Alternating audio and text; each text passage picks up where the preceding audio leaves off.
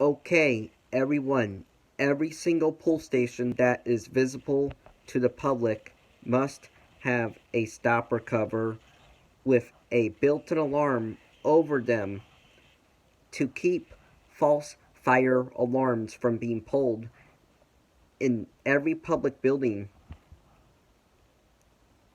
Stopper covers have alarms in them, so if somebody is messing with the fire alarm system and they want to pull the fire alarm when there is no fire because they are stupid, they will lift the cover and then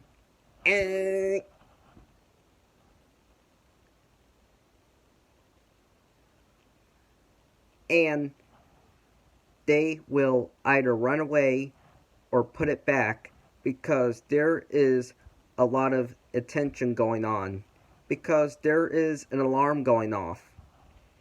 Now, when there is a real fire, make sure you lift the box and you pull the fire alarm down. Only lifting the box does not cause the fire alarm system to activate.